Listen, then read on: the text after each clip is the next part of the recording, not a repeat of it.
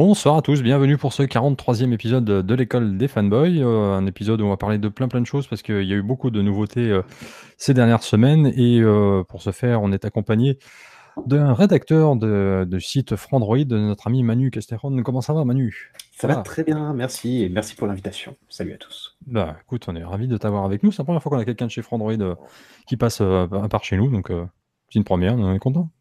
Peut-être pas une dernière. Ah bah, on verra. On en parlera après. Je vais te présenter ceux qui m'accompagnent pour cette émission, en commençant par celui que tu connais, Mathieu Dos Santos de la chaîne Restez Connectés. Mon petit Mathieu, ça va? Exactement. Salut tout le monde. Écoutez, ravi de vous retrouver malgré des emplois du temps bien chargés. Quand je vois que l'agenda de Manu se résume à faire des podcasts toute la semaine, moi, de mon côté, je suis dans les travaux, dans les émissions, tout ça, donc c'est le bordel. Un Et effectivement, Portugais qui est dans les travaux, comme c'est original. C'est cliché, putain. tu sais, nous, on est les rois du cliché ici sur l'école des fanboys, hein. On est à fond dedans. Donc, et du coup, je suis ravi de retrouver Manu que j'ai connu dans une vie antérieure. Et donc, on continue sur celle-ci, c'est magnifique. Voilà. Et ouais. Et donc, je vais te présenter également un autre youtubeur que tu connais peut-être, qui nous vient de Suisse. Il s'agit de Mister Perrier. Mister Perrier, comment ça va, mon petit Seb? On s'est jamais vu, mais pour la première fois, on se voit. Mais il a l'air sympa, ce Manu. En tout cas, hors antenne, il est très sympa. Après, ce qui va se passer après, ça va être compliqué. En tout cas, bonsoir à tous. Et comme diraient les inconnus, oh Manu, tu descends? Mais pourquoi faire? Ah voilà, il a la référence. Super, magnifique. On est remonté loin, là. On va également saluer le dernier intervenant de cette émission. Il s'agit de notre ami Julien Debray. En plus, on va parler de Microsoft aujourd'hui. Mon petit Jus, t'es content? Bah évidemment, et puis bon bah du coup on peut dire bonjour à Manu, en fin d'émission on pensera à lui dire ciao.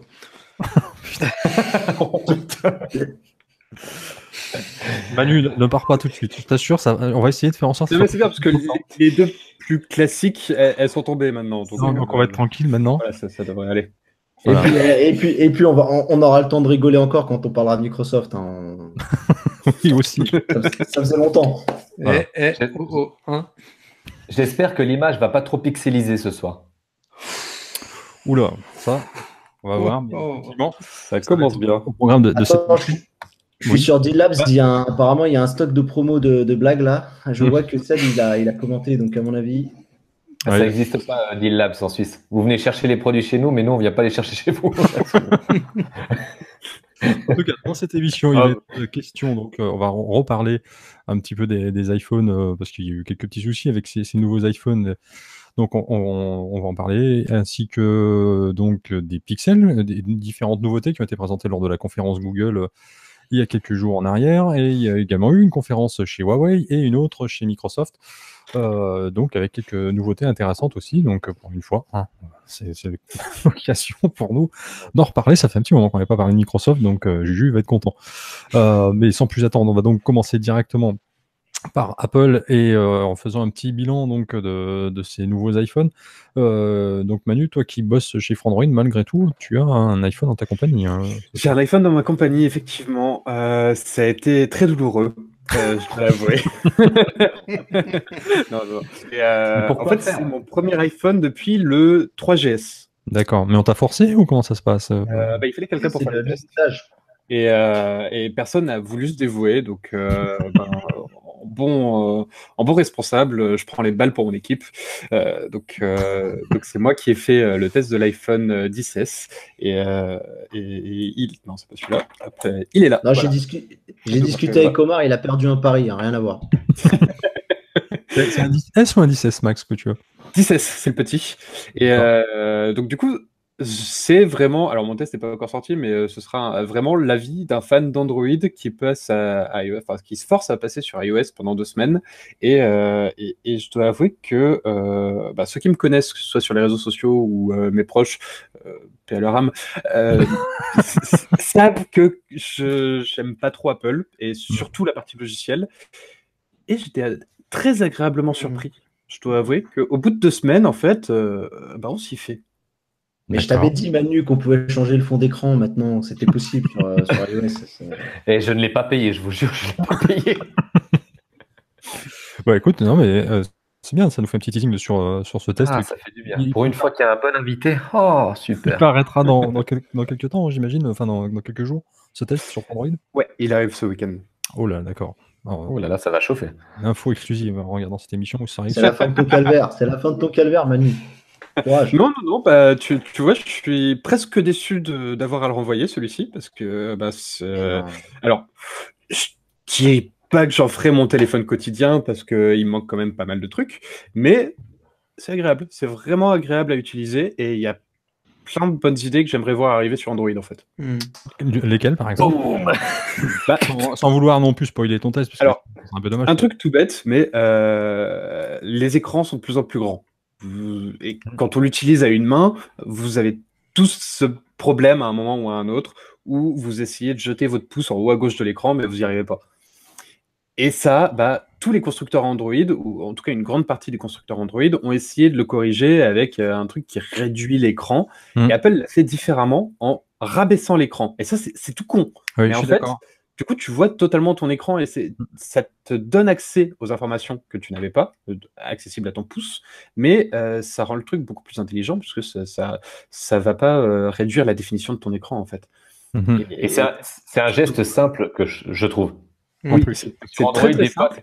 c'était une diagonale ou, enfin, c'était pas la même chose pour tous les téléphones, quoi, sur Android. Et c'est quelque chose qu'on a sur Android depuis très longtemps, mais que je ne fais jamais sur Android. Je sors toujours ma deuxième main, alors que sur iPhone, c'est devenu vraiment. Oui. C'est bien parce que tu sais, ce genre de truc. On parle bien de téléphone. Il y a Julien qui est là. Je peux te dire que ça peut vite déraper. Là, t'es pas au rendez-vous tech, là, ça peut vite déraper. Moi aussi, je suis célibataire sur mes collègues, là. Tous les termes prise en main, choses comme ça, on les dit. Faut faire très attention chez nous. Tu sais, il y en a qui sont. Voilà. D'accord, c'est noté. Donc voilà. Et alors Seb, vas-y. Donc toi, c'est un XS Max que tu as, toi Oui, patron. 10S Max d'ailleurs, c'est pas on dit 10. Ouais, 10S Max. En quelle Écoute, j'ai revendu une bonne partie de mes téléphones Android borderless. Excuse-moi. Non, je suis vraiment. On a revendu 3, tu peux acheter au moins à peu près un demi-iPhone. C'est ça. Bah voilà, exactement. Tu vois? Non, plus que la virginité. Il paraît que ça s'appelle du recyclage. D'accord. Et donc, du coup, franchement, j'étais content de la taille du 10, mais c'est vrai que passer au 10S, moi qui aime les grands écrans, bah, c'est quand même un confort bienvenu. Et il faut dire que le notch, par rapport à certains téléphones, comme le téléphone est encore plus grand, qui a encore plus de parties de chaque côté, bon, il n'y a toujours pas le pourcentage de batterie sur la batterie ou à côté de la batterie, ça c'est toujours un très grand problème. Ouais. Entre guillemets. Il y a toujours mais pas, c'est vrai il y a que toujours pas une ligne le notch sur le grand, il s'efface encore plus. Enfin, je trouve qu'il disparaît encore plus, que ce soit en vidéo ou en utilisant. Bah, tu as l'impression que c'est encore plus fin, quoi. D'accord. Il n'y a toujours pas une ligne supplémentaire pour l'icône. Hein. Pardon? Il n'y a toujours pas une ligne supplémentaire pour l'icône. Hein. Ils n'ont toujours pas dit, tiens, on a fait un écran plus grand, on peut essayer d'avoir plus de. Non, bah écoute, nous, on n'a pas besoin de 10 000 pages. On a un concentré d'applications qui marche très bien. On n'a pas besoin de mettre 10 000 applications sur un téléphone. Pour des mecs qui n'utilisent pas de lanceur d'application, c'est quand même bizarre ce que tu me dis. Mais soit, peut-être. Bah, en fait, pour le coup, je me suis rendu compte que les deux systèmes ont un paradigme totalement différent. Et là où sur Android, justement, tu te bases beaucoup sur tes applications, en fait, comment ça s'appelle le truc de recherche Spotlight. Ah oui, Spotlight. Le Spotlight sur iOS, en fait, c'est vraiment là où tu passes ta vie sur iOS. C'est-à-dire que maintenant, j'ai pris le réflexe de toujours donner un petit coup de pouce et d'aller sur Spotlight pour aller rechercher mes applications ou ce que je veux faire quand je cherche le pourcentage de batterie, t'en parlais, quand je voulais savoir comment je vais utiliser la batterie de mon iPhone. Mon premier réflexe a été de donner un coup de pouce, de taper batterie. Et je vais pas chercher dans les paramètres. J'ai un outil de recherche qui recherche absolument partout que tu cherches une application. Pareil, tu tapes le nom de l'application, ça va chercher sur l'App Store. Ça va pas chercher sur Google, ça va chercher sur l'App Store directement. Et ça, c'est ce qui manque à Android. De moins en moins. Avec Nova Launcher, on arrive quand même à avoir quelque chose qui ressemble, mais qui est quand même pas aussi bien fait que, j'avoue, que sur iOS. La recherche est quand même vachement moins poussée, vachement moins intégrée au système et aux différents services. C'est vrai. Juju, oui, tu disais? Non, moi je trouve sur Android à ce niveau-là justement ça a vachement progressé. Oui, donc moi j'utilise Nova Launcher en l'occurrence et il y a un truc de recherche. Donc c'est vrai que je passe par là. Et il me propose, il y a un truc pareil, ça c'est sûr, mais par exemple, sur ton Nova Launcher, tape le nom d'une application. Ouais, et si l'application, tu ne l'as pas, il va pas la chercher sur le Play Store. Oui, c'est vrai, tu as raison. Je ne crois pas. Si tu tapes un nom de vidéo, il va pas te la chercher sur YouTube. Non, t'as raison, Manu. C'est clair. Non, mais Julien, il a envie de se faire un mec de Frandroid, laisse-le aussi. Il a le droit. Non, par exemple, si je veux Ah ben non, je l'ai, l'appli Frandroid, ça marchera pas. Oh. Tout ça pour placer le fait qu'il l'a en fait, l'appli Frandroid. L'appli, ils font. Juju, cherche la vidéo LG. Bah, teste comme ça pour voir. Si, parce que en fait, quand sur ton truc de recherche, on l'a pas sur la chaîne. Hein. Non, quand via Nova Launcher, en fait, juste à côté du truc de recherche, tu as l'icône du Play Store. Donc quand tu tapes le nom, en fait, dans le truc recherche, tu as directement l'icône Play Store, donc il va aller chercher sur le Play Store. Ouais, mais ça reste il faut aussi installer Nova Launcher, quoi. Oui, puis après, ça reste de la recherche d'applications. Après, tu peux rechercher avec le Spotlight sur iOS, tu peux chercher tout, pas uniquement des applications. Tu peux chercher tout ce qu'il y a sur ton téléphone. Je suis d'accord, mais en ces cas-là, quand je veux chercher autre chose, je lance Android, Google Machine. Tu lances Google Chrome en mode privé. Oui, non, mais je demande à la dame. C'est Google Assistant et pour toi, c'est assistante. Tu sais, là, il y a la dame qui parle et qui dit bonjour, Julien Dabry, je te lance comme tu l'aimes tellement ton site préféré. Bon, en tout cas, moi je trouve que après, je dis pas que effectivement que c'est pas possible sur Android, simplement que c'est pour le coup mieux intégré sur iOS et je pense que c'est ce que Manu voulait dire. Oui, parce que pour donner quand même des balles un petit peu partout, quand on essaye de changer de Wi-Fi sur iOS, putain, mais c'est une purge, c'est abominable. Ah, puis alors le truc est une purge sur iOS, mais ça je l'ai déjà dit plein de fois dans cette émission, mais je vois que ça se corrige toujours pas de version en version. C'est pour désactiver la géolocalisation. C'est un truc de fou. Il faut aller dans confidentialité. Mais le pire du pire, c'est vraiment de pas. Non, mais il faut chercher dans les réglages. Pardon, excuse-moi Manu, je t'ai coupé. Le pire du pire, c'est de ne pas pouvoir passer d'une application à l'autre au sein même d'une application. C'est-à-dire que tu es sur Twitter, tu cliques sur un lien YouTube, ça va s'ouvrir dans le WebKit de l'application Twitter.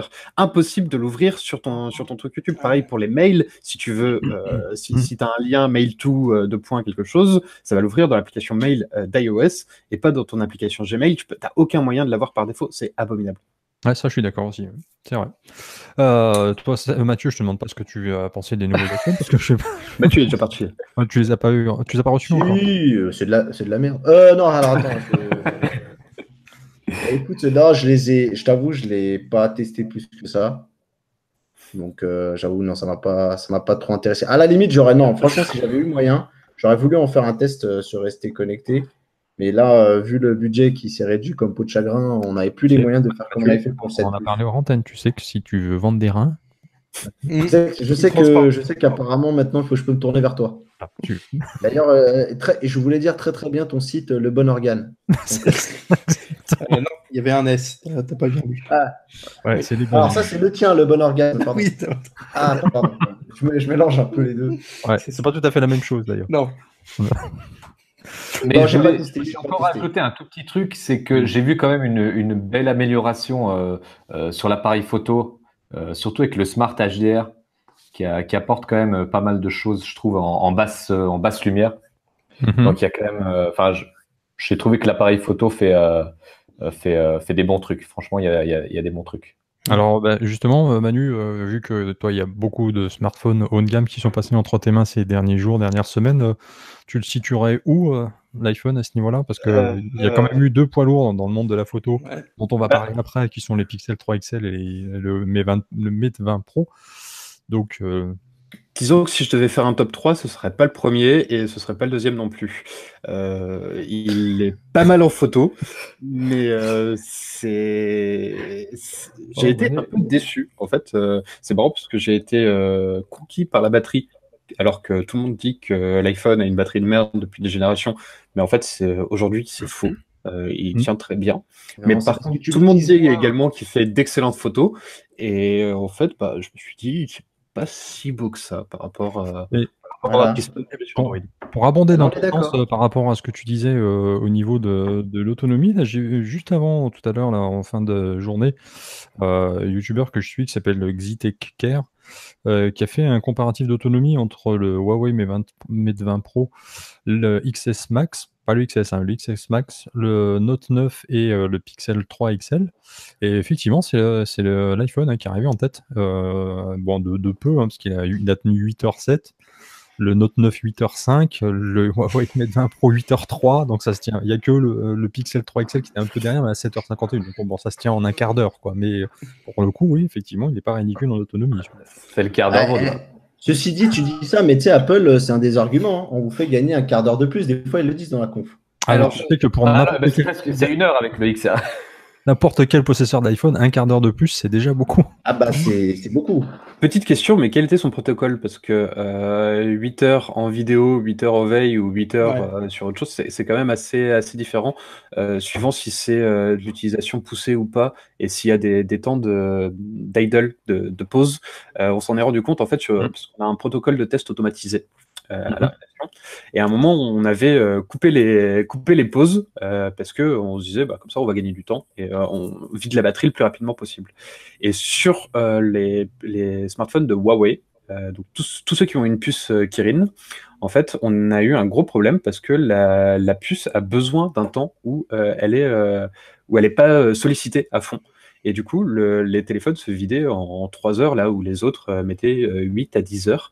Parce que le processeur consommait tout, mais dès qu'on rajoutait une petite pause dans notre boucle, pas grand chose, mais juste 5 minutes de pause, histoire qu'il ferme un petit peu tout ce qu'il avait derrière et qu'il se remette dans le temps. Là, il revenait au top et il revenait dans les premières places. D'accord, ok. C'est intéressant, ouais. C'est bon à savoir, effectivement. Donc, ce qui concerne ces iPhones, et après on passera justement aux smartphones sous Android, mais tout n'est pas merveilleux dans le monde d'Apple, puisqu'il y a quand même eu deux petites polémiques. Une qui est donc baptisée le Beauty Gate. Concrètement, donc les photos seraient éditées par l'appareil pour vous rendre plus beau que vous ne l'êtes vraiment. En fait, c'est une sorte de mode beauté comme on en a chez certains smartphones sous Android, sauf que là, le problème, c'est que celui-là, il est installé par défaut, puis pour l'instant, il n'est toujours pas désactivable. Donc, je ne sais pas si... c'est marrant d'ailleurs que Apple se mette à copier les smartphones. Je suis en train d'appeler mon avocat. Ça va se régler avec la 12.1, la mise à jour 12.1, ce sera réglé. Mais je ne sais pas si tout le monde a eu... Enfin, moi, j'ai pas ressenti ça. Bon, avant, j'étais sur un smartphone Android, donc... T'es habitué déjà. On évite un peu ma gueule. Et puis quand t'es beau à la base, comment dirais-je? Pardon, excusez-moi, c'est un peu le stress. Attendez, mais j'ai peut-être un exemple. C'est bien parce que pour une fois, c'est vraiment un bug et c'est pas une feature. Alors, ouais, c'est vrai que sur Mathieu, ça l'avait. Vous voyez? Ah ben le notch est vachement bien placé aussi. Attends, fais le focus. Est-ce que c'est un focus? Voilà, vous le voyez là? Ouais, c'est vrai que ça lisse un petit peu. Hein, le petit notch en haut qui est vraiment magnifique. Super. Mathieu, regarde-moi dans les yeux. Non, Mathieu, mais ça va jouer au con. D'accord. Mais tu sais que je t'adore. Tu sais que je t'adore, même si t'es portugais. Allez. Toi, Manu, tu l'as relevé aussi, ce petit défaut, ou pas spécialement? À l'usage, non. Non, pas du tout. Il a 25 ans. Il a rien à lisser. C'est pas faux. Par contre, une autre petite polémique qu'il y a eu, c'était donc le ChargeGate. Donc le problème, c'est que qui a été relevé notamment par un de vos confrères, qui est Nicolas Cattard, donc du Grand Est, qui a confirmé qu'effectivement, quand il branchait son XS Max pour le recharger, si au moment où il le branchait, s'il était en veille à ce moment-là où il le branchait, du coup la charge ne démarrait pas. Donc vu que vous avez eu l'un comme l'autre des iPhone XS ou XS Max dans les mains, est-ce que vous avez également eu ce problème, Seb et Manu? Donc en veille d'écran, hein, c'est ça? Oui, c'est ça. Ouais, écoute, non, jamais. D'accord. Alors moi, je vais vous avouer quelque chose d'horrible, c'est que ça fait 2 semaines que j'ai cet iPhone. Tu l'as pas rechargé? Je ne l'ai jamais branché, puisque je l'ai testé juste après le Pixel 3, et que du coup j'avais le Pixel Stand sur mon bureau, et vu que de toute façon le chargeur qui est fourni avec la boîte de l'iPhone, c'est un vieux 5 watts de merde, il faut le dire. C'est vrai. finalement, c'est plus rapide sans fil. D'accord, donc t'as pas eu le souci en fait. Donc j'ai pas eu le souci vu que je l'ai pas branché. Alors, moi, il y a deux questions que je me pose là-dessus. C'est est-ce qu'il n'y a pas une sorte de mode mis par Apple pour détecter quand il n'y a pas des appareils homologués suite à tous les soucis qu'ils avaient rencontrés de gens qui brûlent au fin fond de leur salle de bain en Chine pendant la nuit avec des chargeurs non homologués. Et ça, je pense que c'est juste du bug logiciel assez facile à régler. Ouais, tu as peut-être raison. C'est possible, effectivement. Mais bon, en tout cas, pour en conclure avec ce chapitre sur les iPhones, bon, un petit troll, en fait, avec, je sais pas si vous avez vu passer cette histoire d'un YouTuber américain qui s'appelle Jonathan Morrison, et qui avait donc publié donc, des photos en disant qu'elles avaient été prises par le Pixel 2. Et donc, en fait, dans les commentaires, évidemment, tous les fans d'Android se sont extasiés en disant que voilà, en utilisant en plus le hashtag NoBeautyGate pour faire référence au problème qu'il y avait avec les iPhones, en disant que jamais on ferait de telles photos avec un iPhone. Et en fait, quelques jours après, il a avoué que ces photos, il les avait faites avec un iPhone et qu'il avait un peu piégé tout le monde. Donc c'est assez marrant. Je sais pas si vous avez vu ça. Non, j'ai pas vu passer celle-là. Voilà. Il s'appelle Jonathan Morrison. Donc, je l'ai vu, ouais. Ouais, un très bon YouTuber d'ailleurs. Oui, forcément, du coup. Non, je te dis ça franchement avec le cœur. D'accord, ok. C'est étonnant alors que tu n'aies pas vu. T'as jamais regardé une de ses vidéos, sérieux? Ah non, je connaissais pas du tout. Regarde, il fait un boulot de malade. D'accord, écoute, c'est bon à savoir. En tout cas, on va poursuivre du coup avec la conférence de Google, qui s'appelait donc Made by Google. Alors, on va commencer déjà par le moins intéressant, c'est-à-dire ce qui ne va pas arriver chez nous. Hein, comme ça, on va évacuer vite fait. Donc, qu'il s'agit donc du Home Hub, donc qui est une enceinte connectée avec un écran qui peut contrôler jusqu'à 10 000 types d'appareils connectés issus de plus de 1000 marques différentes. Mais bon, ça ne sera pas dispo chez nous, ça sera vendu aux États-Unis aux alentours de $149. Et par contre, ce qui est sympa, c'est qu'ils ont mis 6 mois d'abonnement à YouTube Premium intégré dedans pour ceux qui voudront se l'offrir. Donc ça, c'est chouette. C'est un petit peu dommage par contre, du coup, qu'on n'ait pas ça chez nous, Manu. Je suis pas super fan des assistants connectés comme ça, avec un écran, je dois t'avouer. Je pars du principe que l'assistant connecté, justement, il nous baratine depuis des années, enfin des mois surtout, en France, avec le dit Google ou Siri et machin. Et maintenant, ils veulent nous faire interagir avec un écran. Oui, pourquoi pas, mais finalement, en fait, si tu veux appeler quelqu'un, aujourd'hui, tout le monde a un smartphone. Il positionne ça, parce que Facebook a annoncé le portal la veille, et vraiment la veille de la conférence de Google. Donc les deux sont sortis vraiment coup sur coup. Et ils te vendent ça un peu comme l'appareil super à offrir à ta grand-mère pour pouvoir communiquer avec elle. Je suis désolé, mais même ma grand-mère, elle a un smartphone aujourd'hui. Ouais. Elle n'a pas besoin de ça. C'est vrai, je suis d'accord. Donc l'autre chose qui a été présentée, là pour le coup ça m'aurait intéressé, mais ça ne sera pas non plus dispo chez nous, c'est le Pixel Slate, donc, qui est une tablette convertible sous Chrome OS, avec donc un écran tactile LCD de 12,3 pouces, un clavier détachable et donc le clavier détachable et le stylet qui sont vendus séparément. Donc si jamais vous voulez vous les offrir, donc ça coûte $599 pour la tablette, plus $199 pour le clavier, plus $99 pour le stylet. Bon, ça fait quand même autant prendre une Surface. $900, mais bon. Un iPad.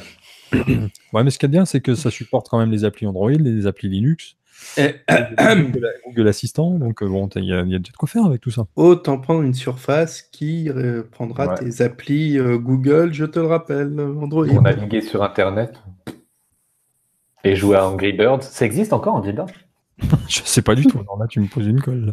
Mais bon, de toute façon, c'est pas pour nous. Il y a également eu le Google Chromecast version 3, je crois, si je ne me trompe pas. Mais bon, il n'y a pas grand chose de nouveau avec le Chromecast, donc je sais pas si ça vaut bien le coup que l'on en parle. Et on va donc du coup passer directement à ce qui nous intéresse, c'est-à-dire les Pixel 3 et Pixel 3 XL. Donc, alors, c'est vrai que les pixels représentent un petit peu la quintessence d'Android sur le plan du logiciel. Normalement, en tout cas. On va voir avec Manu, c'est pas forcément si évident que ça. Par contre, au niveau design, alors, je sais, à chaque fois, tout ça, le design, c'est très, très subjectif et tout. Mais moi, je trouve que franchement, c'est moche, quoi. C'est pas beau. On peut même dire c'est notch, quoi. C'est notch. Est-ce que tu as eu un Pixel 3 en main? Pas le XL, le 3. Ah, le 3, je parlais du 3 XL, moi, quand je disais que c'est moche. Le 3, non, j'ai pas vu. Ok.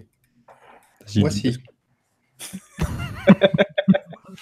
Alors, Teddy, je peux y aller là? Vas-y. Non, je suis allé à la Fnac là, il y a un peu plus d'une semaine et je sais pas, ils sont en mode va falloir vendre à Noël. Donc il y avait un gars de chez Oppo, un gars de chez Sony et un gars Pixel qui était là pour présenter les téléphones. Donc j'ai pu prendre en main du coup les 2 Pixels qui étaient là. Il y avait les 3 téléphones. Tu sais à quel point j'ai critiqué même moi les Sony en disant que c'était des briques.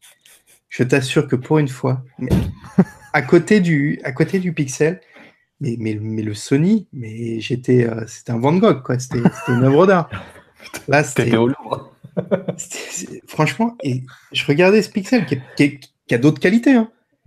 Mais heureusement, mais je voyais ce prix au-dessus. C'est ça. Par rapport. Mal, en fait. Et je voyais la gueule de l'appareil. Et un peu plus loin, tu sais, je voyais les Huawei à 2 fois moins cher qui font le ménage et tout, tu sais, qui sont vendus avec tout ce qui. Avec 3 milliards de trucs, là. Je me dis, enfin, je sais pas comment. Quel va être l'argument pour vendre un Pixel Ils les donnent à tout le monde là, en ce moment, donc ils n'ont pas besoin de les vendre. Hein. Ouais, il n'y aura pas le choix. Même si t'as. Pardon, non, j'ai rien dit. Vas-y. Non. J'ai quand même envie. Mathieu doit quand même m'aider dans quelques trucs encore, donc je vais pas. On va l'écouter, tiens, Mathieu, Voilà. qui était présent à la conférence de présentation. Alors écoute, moi j'ai ce Pixel là, le XL qui est très sympa. Regardez si je vous montre comme ça. Moi je le trouve très beau, vraiment. Pardon. Donc, non, en fait, autant je vous rejoins sur la face avant. C'est salaud parce que je sortais de la douche.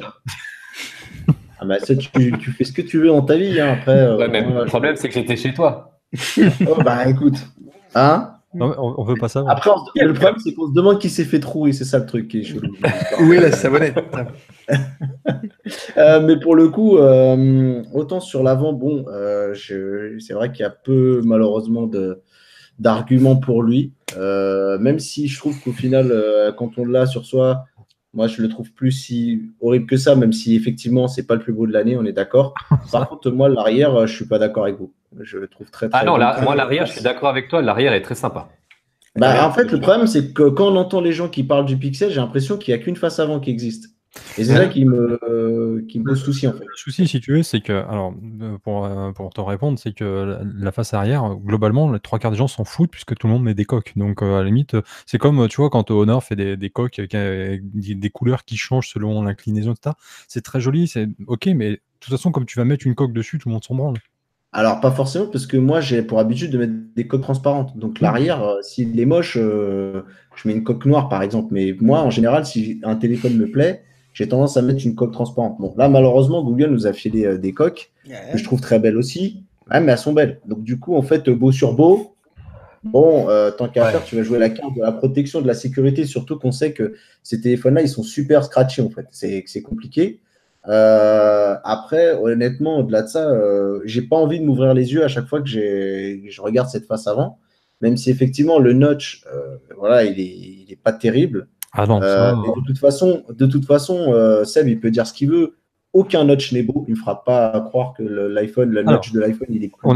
On est entièrement d'accord. Mais oui, moi c'est dégueulasse. À critiquer le notch. J'ai jamais dit qu'ils étaient beaux. J'ai dit qu'ils commençaient à disparaître. Je persiste à dire que pour moi, les iPhones, même XS, XS Max, je les trouve pas beaux non plus à cause de ça. Mais là où, par contre, je trouve que c'est un petit peu dommage, et ça, je l'ai lu notamment dans l'excellent test d'un certain Manu Castellron sur Android, c'est que, à l'instar d'autres constructeurs, ils ont voulu offrir la possibilité de masquer le notch sur le Pixel 3 XL, sauf que, n'est-ce pas Manu, sauf que quand tu fais ça, du coup, la barre de notification, elle va en dessous, donc tu perds encore de la surface d'affichage, et ça, c'est... Non, mais à un moment donné... Merde. Tu te retrouves avec un espace non utilisé qui est énorme. Après, il me semble qu'ils ont dit qu'ils corrigeraient ça dans une prochaine mise à jour et qu'on pourra la cacher, mais en gardant la barre de notification. Bon, après, l'encoche reste quand même super grosse. Ouais. Et du coup, les notifications, je pense qu'il ne restera pas énormément de place pour les afficher. Ouais.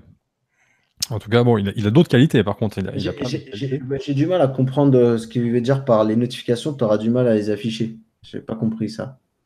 En fait, c'est un truc tout bête, mais un des critères qui fait que. Un critère qu'on regarde toujours avec le notch quand on fait nos tests, c'est le nombre de notifications, d'icônes de notifications que tu peux garder dans ta barre de notification avant d'avoir 3 petits points qui te disent hey, là, t'en as plus que ça.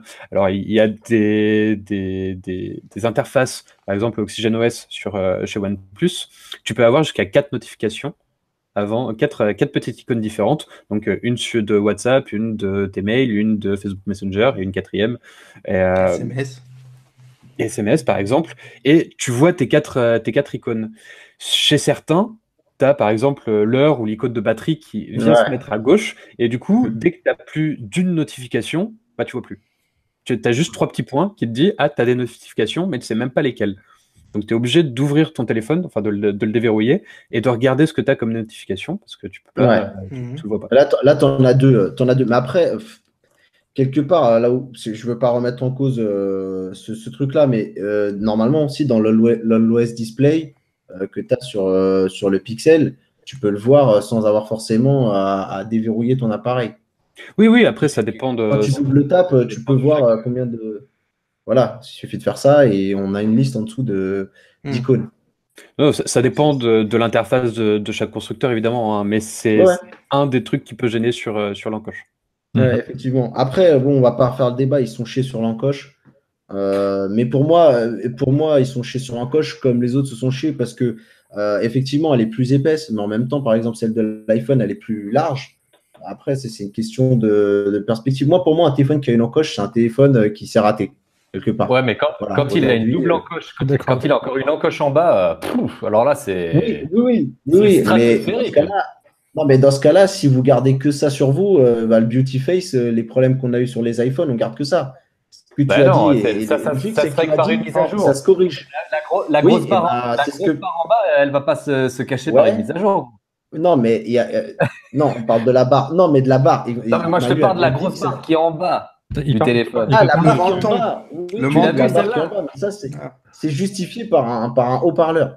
Dégueulasse. Ne pas aimer, on est d'accord. C'est dégueulasse. Alors, attendez, puisque là, donc, on va remettre un petit peu dans tout ça. Donc, là, ce dont vous êtes en train de parler, c'est du menton qui fait, je crois, 1 cm d'épaisseur.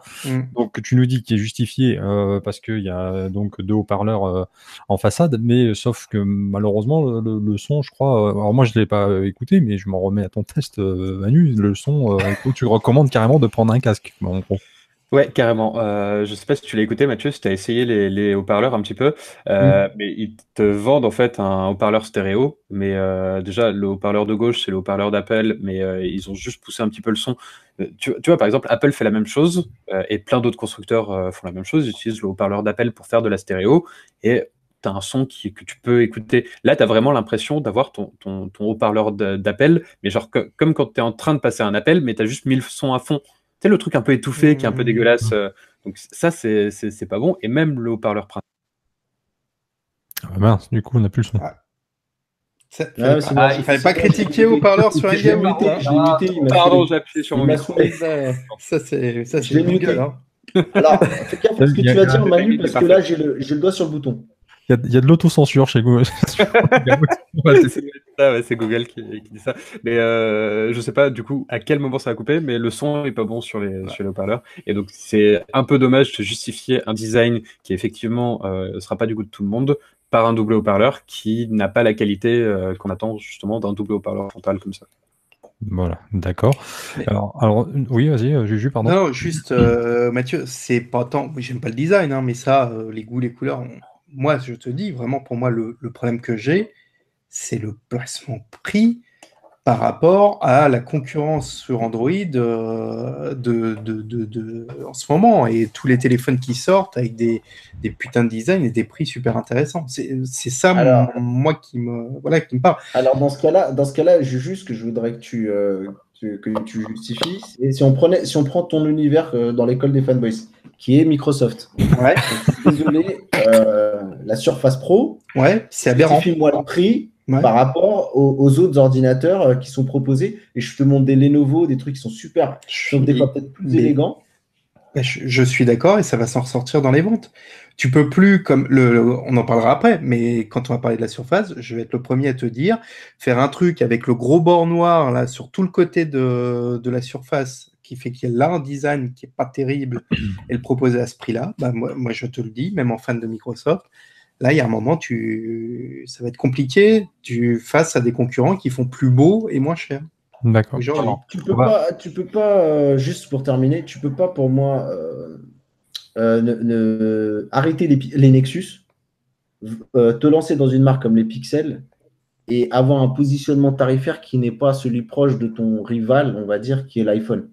C'est-à-dire qu'un Pixel à 600 euros, tu n'auras pas la même image, malheureusement. Alors, voilà. Aujourd'hui, qui a blâmé pour les prix qu'on est en train de voir sur les smartphones, c'est Apple. Et les autres suivent. Donc, les autres aussi sont à blâmer. Mais aujourd'hui, tout le monde suit le wagon Apple, malheureusement, là-dessus. Et on a beau se plaindre, mais il me semble que les gens, ils achètent quand même des P20 Pro qui cartonnent. Les gens, ils achètent quand même des iPhones, alors que dès que je les entendais, il y en a, ils s'égorgeaient. Par contre, les P20 Pro, tu sais, je pense que effectivement, ils se vendent bien, ça, c'est incontestable, mais je suis pas sûr qu'il y en ait beaucoup qui les aient payés au prix fort, tu vois, parce qu'il y a quand même le prix a quand même rapidement baissé, et là, maintenant, les P20 Pro, tu les as à 400 balles, hein, donc c'est après, entre le prix au moment de la commercialisation et puis le prix auquel il est réellement acheté. Ouais, après, pour moi, le prix du Pixel, pour finir juste dans une phrase, il se justifie au niveau. Et là, c'est là où j'ai écouté un peu Manu et sur le rendez-vous tech, et j'ai eu des fois l'impression qu'on n'a pas eu le même téléphone en main. C'est que l'expérience qui est proposée sur le Pixel, elle est au-delà de toutes les expériences Android. Je parle en termes de fluidité, en termes de, tu sais, vraiment la symbiose entre l'hardware et le software. Moi, je l'ai ressenti comme jamais. En fait, je l'ai dit un peu hier dans Andromag, ça m'a fait un peu mal au cœur. Mais moi, qui est quand même testé oui. Voilà. Et voilà. Ces téléphones-là, au niveau de l'animation, je vais vous dire, ça me rappelle l'iPhone. Je ne sais pas si c'est les temps de réponse de l'écran qui sont supérieurs à ceux des autres. C'est un peu alors, moi, je ne porte pas forcément l'iPhone dans mon cœur. Voilà, donc ça me fait un peu mal au cœur de dire ça, mais c'est vrai qu'il y a une espèce de fluidité que je retrouve. Tu vois que je te suis, mon petit Mathieu. Oh, t'es la pire des connasses. Et, ce soir, est en balle au dossier. Hein, non, mais tu vois, parce que dans l'école des fanboys, je suis censé être la pire des connasses. Et le problème, c'est que tu vois, sur Andromag, sur les autres trucs, sur Rester Connecté, j'essaie d'avoir une espèce d'objectivité, un truc qui s'en rapproche au moins. Et là, sortir ça, c'est un coup bas. C'était vraiment une connasse. Écoute, tu m'as appris à être une connasse, maintenant je suis une connasse. Ouais. Pour rebondir par rapport à ce que tu disais, Mathieu, il y a un truc sur lequel moi j'ai un petit peu de mal, c'est que, enfin bon, pour ce qui est de l'expérience utilisateur Android, alors après, effectivement, pour celui qui veut juste un téléphone où tout fonctionne bien, un peu comme sur Apple avec iOS et tout, alors là, effectivement, sans doute qu'il est très très bien, mais toi comme moi, tu sais très bien que en général, pas tous, mais il y a aussi une frange quand même des utilisateurs d'Android qui aiment bien Android justement pour pouvoir, parce qu'ils aiment bien bricoler, on va dire ça comme ça, et que là, tu vois, ne même pas avoir la possibilité de pouvoir installer ne serait-ce qu'un launcher tiers, je trouve ça quand même vachement dommage, quoi. Ah non, mais très clairement, moi, c'est malheureusement une attitude de chez Google qui veut absolument se rapprocher d'un Apple, parce qu'il faut bien se rappeler que les pixels, tout simplement, c'est quoi? C'est commencer à associer le hardware et le software, de plus en plus commencer à cloisonner les gens, tu vois, d'empêcher les bidouillages. Tu vois, ça va être extrêmement difficile, je pense, de mettre des ROM custom sur ce type d'appareil. C'est pas fait pour. Détrompe-toi parce qu'il a déjà été routé, donc ça va certainement être. Oui, mais c'est fait par les efforts des bidouilleurs. Mais je ne pense pas que Google facilite ce genre de choses. Là où tu avais certains constructeurs qui limite n'avaient pas de bootloader verrouillé et allez-y, faites-vous plaisir. C'est clairement pas la position de Google qui justement veut s'inspirer malheureusement d'Apple. Et c'est ce que je regrette. Hein. Moi, je le regrette. Moi, les premières fois où HTC a commencé à dire qu'ils verrouillaient leur bootloader, bah déjà d'une, ça a signé un petit peu leur arrêt de pas de mort parce qu'ils ne le sont pas, mais pour moi ça a mis HTC dans la difficulté. Pour le coup, je suis pas d'accord avec toi parce que Google, c'est justement les moins chiants à ce niveau-là. On pourrait refaire tout un podcast là-dessus, mais Google, c'est les moins chiants là-dessus. Et aujourd'hui, tu as juste à aller dans tes options développeurs, faire déverrouillage OOM et ton bootloader, il est déverrouillé. Derrière, tu peux flasher n'importe quel ROM. Hors de deux, tu arrives à faire des trucs super faciles. Quand tu vois que Xiaomi, à l'inverse, qui était réputé pour être justement le constructeur qui permettait de faire plein de trucs et des bidouillages, aujourd'hui demande d'attendre 1 mois avant de pouvoir déverrouiller son bootloader. C'est un peu n'importe quoi. Et finalement, aujourd'hui, c'est presque Google qui permet le plus de liberté, parce que quand tu regardes sur tous les autres, tu citais HTC, mais c'est pas le seul. Bon, Sony avait son programme développeur, mais je crois qu'il l'a arrêté aussi. Tous petit à petit ferment un petit peu les portes, et finalement, au fait, Google, c'est le plus simple aujourd'hui si tu as envie d'installer autre chose. D'accord. Tu as des gens comme OnePlus aussi. Et OnePlus. On va maintenant, Mathieu, aborder les choses qui font davantage plaisir, qui te feront davantage plaisir en tout cas, parce qu'il a quand même aussi beaucoup de qualité, ce Pixel 3 XL, et notamment, c'est ce qui fait d'ailleurs la réputation des Pixels. Peut-être d'où son nom d'ailleurs, j'en sais rien, mais c'est la qualité de des photos et des vidéos qu'on peut faire avec. Parce que là, il est tout bonnement exceptionnel. Manu et Mathieu, je pense que vous serez d'accord pour le dire. Vidéo, tu vas un peu loin, mais photo, je suis d'accord. D'accord, mais tu l'as eu en main, Seb? Non, je l'ai pas eu en main, mais je pense qu'en vidéo, il n'arrive pas à la qualité d'un iPhone. Je veux pas dire de conneries, mais à mon avis, non. Ok. Alors, pour le coup, j'ai pas essayé sur l'iPhone la vidéo, donc je vais rien dire. Si je dis pas de bêtises, il n'a pas de 4K à 60 fps le Pixel. Il a que 30 fps. C'est à 30, ouais. Par contre, il a une très très bonne stabilisation, même en 4K. Stabilisation électronique, là où justement, par exemple, chez OnePlus, il y a une très bonne stabilisation électronique aussi en 1080p, mais parce qu'en fait, il filme en 4K et il crop comme des bâtards. Donc du coup, forcément, ça peut bouger dans tous les sens. C'est pas grave vu qu'ils prennent l'image 4K. Par contre, en 4K, la stabilisation, tout de suite, ça se sent parce que là, ils peuvent pas filmer en 8K et recropper par-dessus.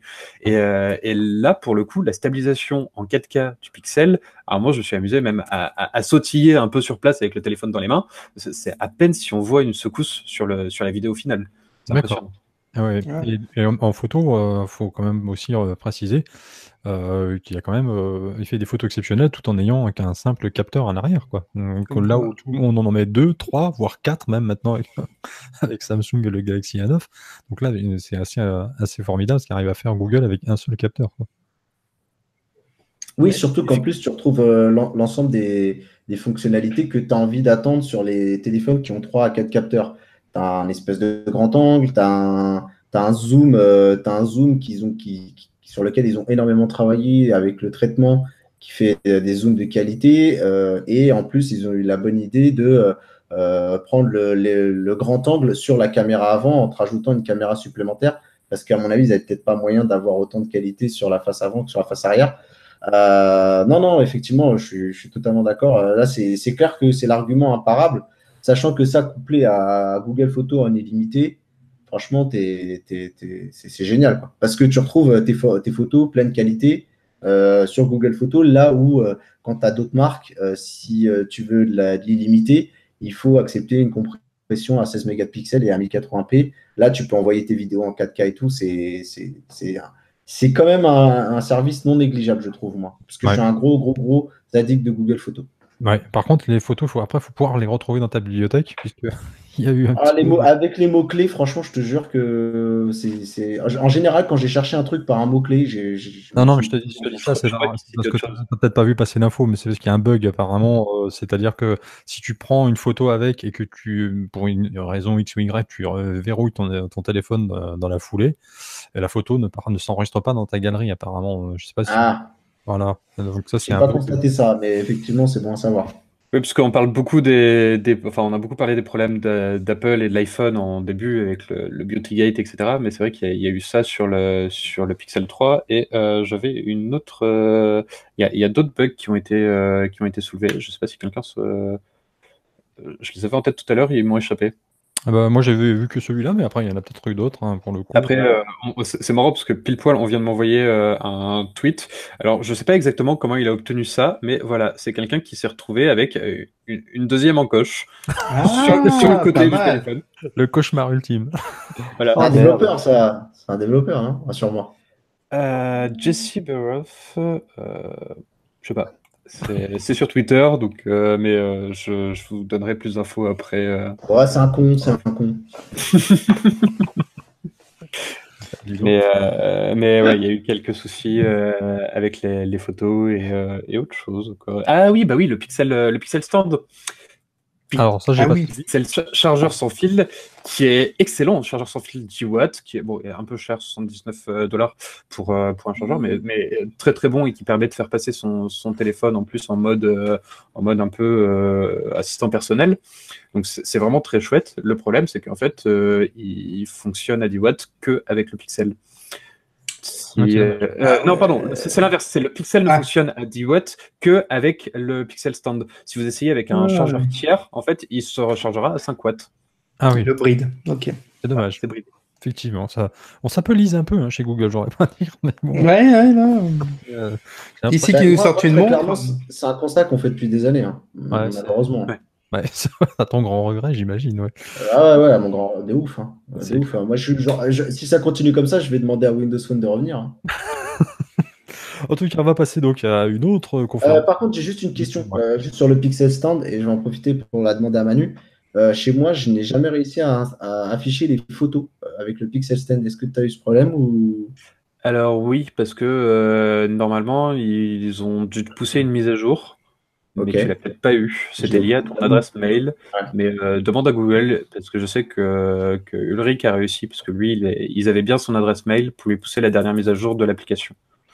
L'application Ok. qui sera mise à jour au lancement du Au lancement en novembre, ouais. Deux, trois infos spec quand même sur le 3 et le modèle le grand là, le X. Le X3 XL. Ouais. Écran, machin, tout ça, c'est quoi? On est à quel réseau? Alors, les écrans, donc, le 3, c'est du 5 pouces et demi, le 3 XL, c'est du 6,3 pouces. Donc, voilà. Donc, le Pixel 3, c'est un écran Full HD, OLED. Et, Ouais, c'est un Full HD+. Full HD+, oui, du coup, puisque c'est voilà. Et l'autre, c'est du Quad HD+, mais les deux sont OLED.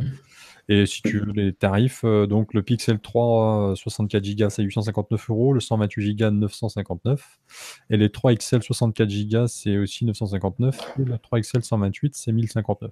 Voilà. Et un problème de luminosité. Allez, salut.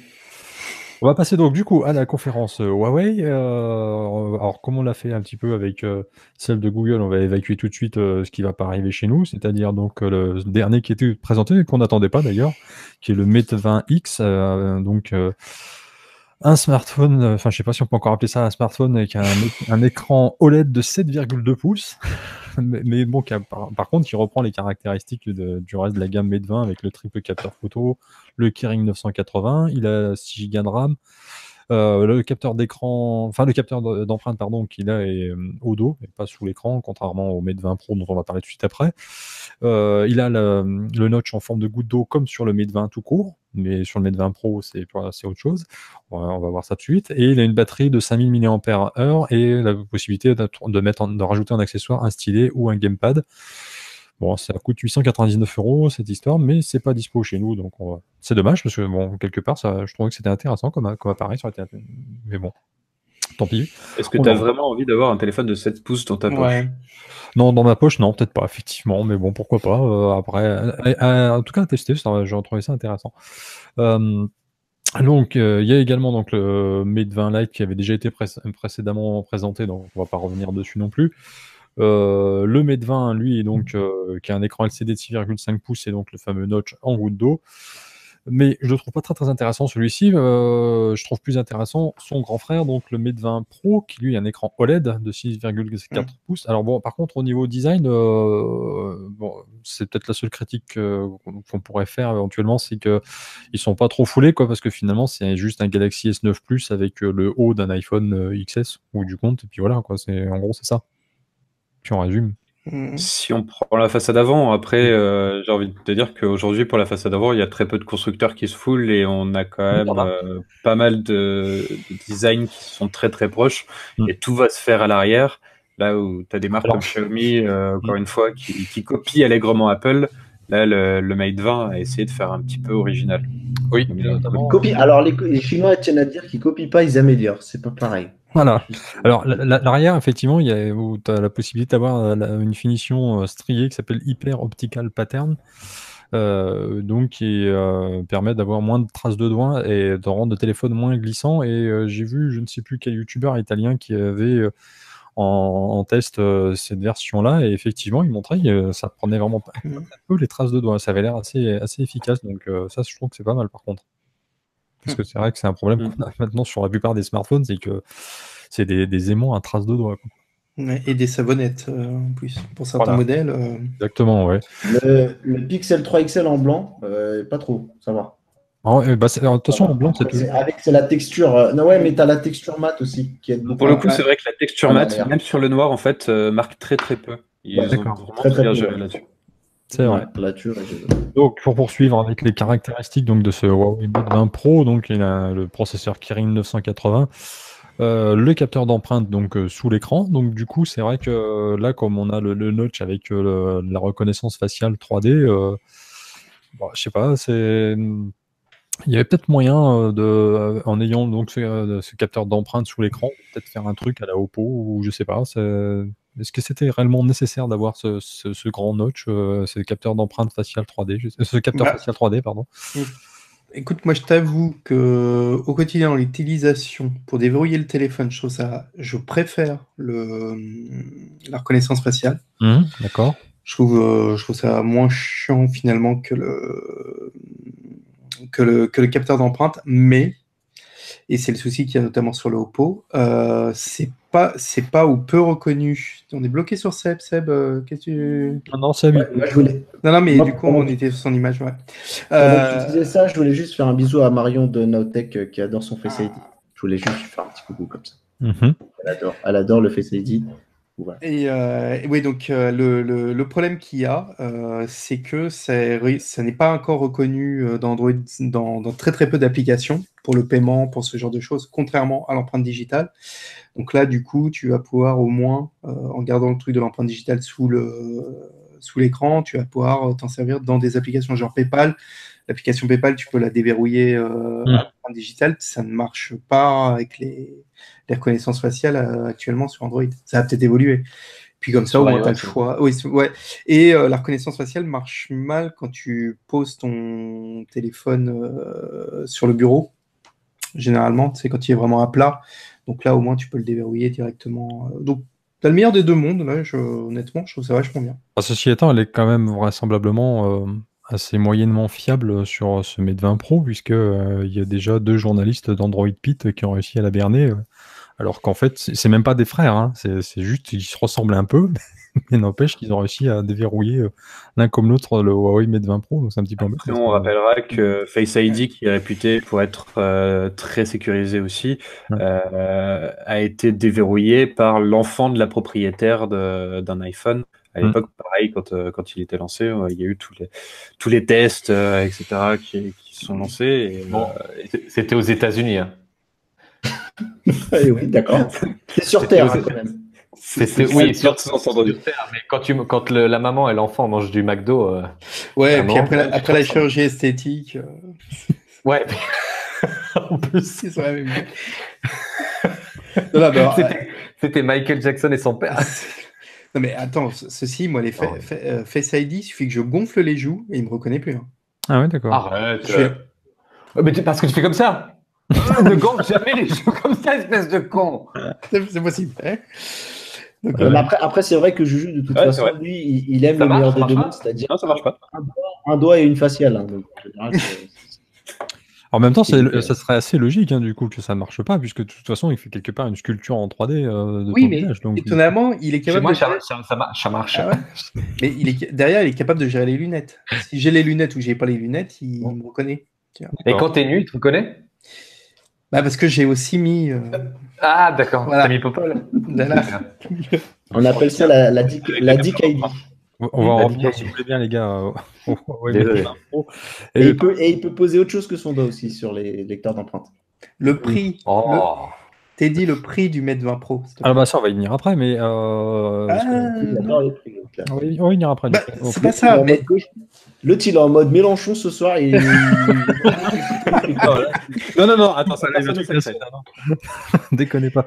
Non, mais le prix, t'inquiète, on va y revenir après, puisque de toute façon, après, une fois qu'on aura fini de parler du Mate 20 Pro, on va faire un petit jeu où on va chacun faire un petit classement sur les... Juste prix les smartphones à 1000 € pour déterminer lequel est le meilleur selon nous. Mais donc, parmi, parce qu'il a beaucoup d'avantages quand même, ce Huawei Mate 20 Pro, et notamment au niveau, bon, il a une batterie donc de 4200 mAh, qui supporte donc la charge sans fil à 15 watts et la charge rapide à 40 watts.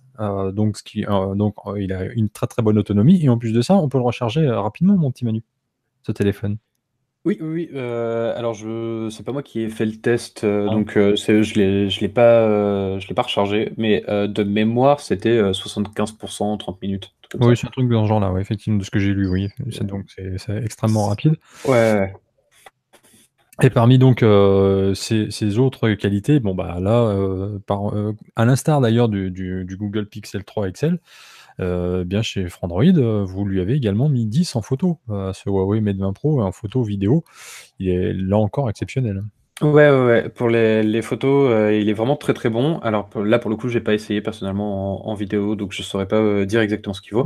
Mais en photo, il est vraiment très bon. Et surtout, en fait, son triple capteur et surtout son triple objectif lui donne une polyvalence que aucun autre appareil n'a aujourd'hui. C'est-à-dire que tu peux faire. D'ailleurs, on n'en a pas parlé, mais le Pixel 3, les Pixel 3 ont un grand angle en façade qui est très pratique, qui permet de faire des selfies en groupe. On l'avait déjà vu ailleurs, mais là, la qualité est très bonne.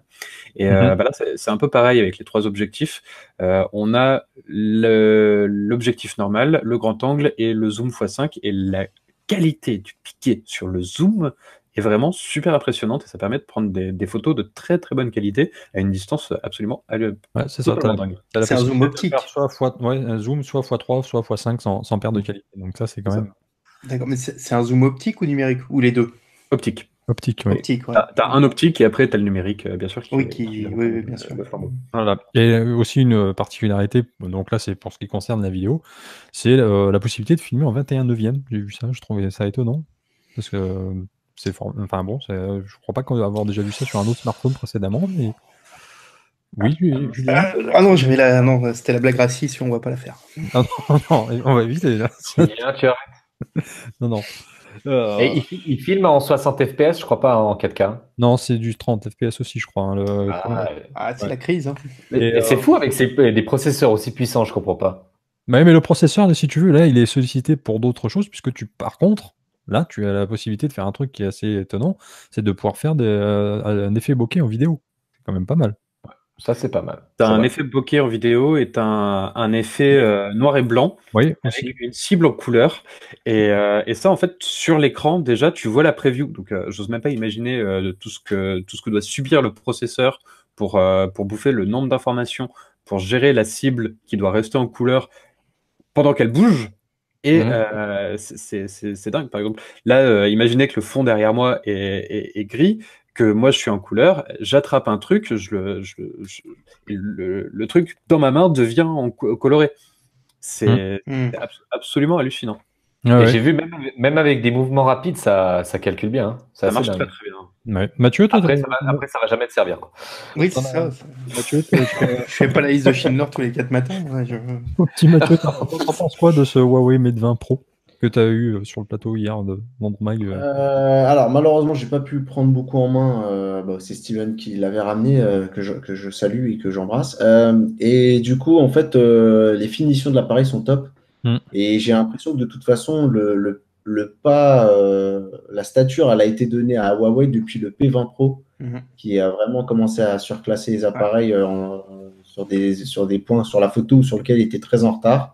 Je sais que Jason, il est toujours pas convaincu par la vidéo sur ces appareils-là, donc je sais pas ce que ça vaut sur le Mate 20 Pro, qui reste pour moi un des points faibles de Huawei. Après, en ce moment, je t'avoue, mais ça, c'est un truc qui est subjectif, c'est qu'en ce moment, entre Huawei et Honor, les deux, ils enchaînent tellement de téléphones que tu sais, j'ai un peu une overdose de Huawei et des Motion UI aussi.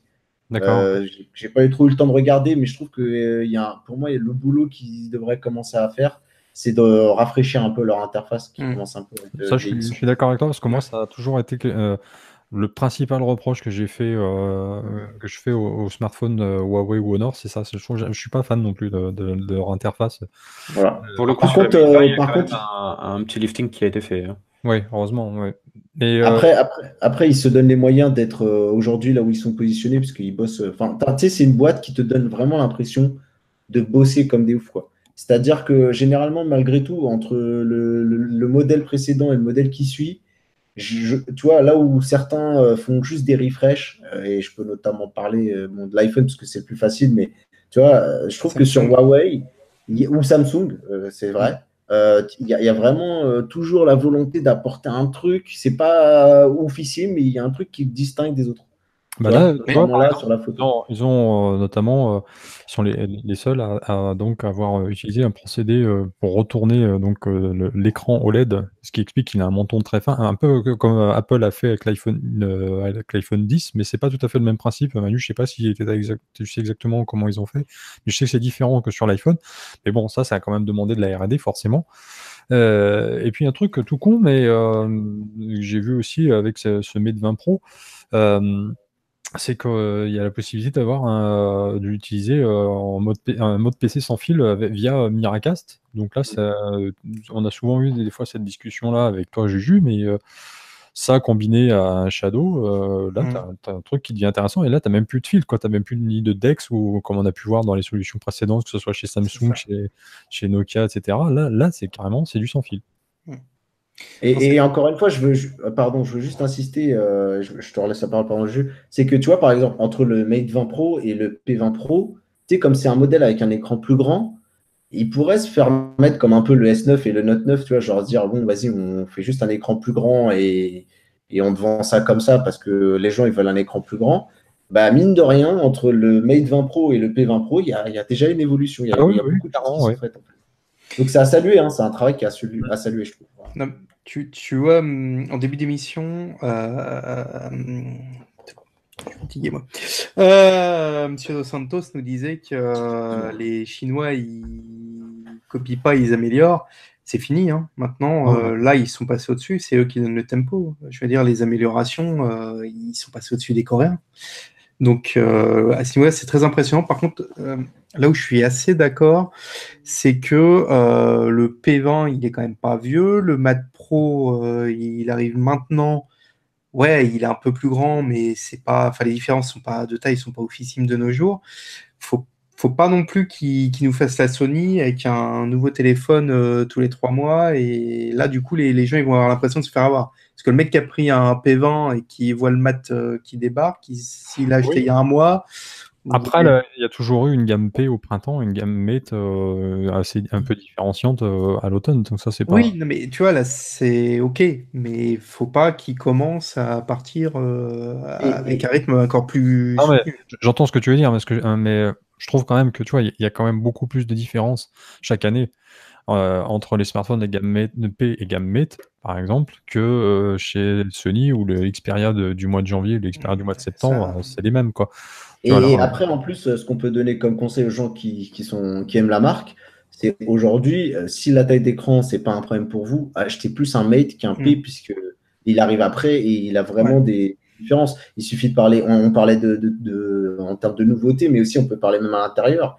Il y a le Kirin 980 qui arrive en 7 nanomètres. Tu vois, c'est vraiment pas le même téléphone que le P20 en fait. Non, c'est un autre, moi je suis d'accord avec toi. Et donc, pour conclure là, avec les nouveaux Huawei, il y a également eu une version RS Porsche Design qui a été présentée.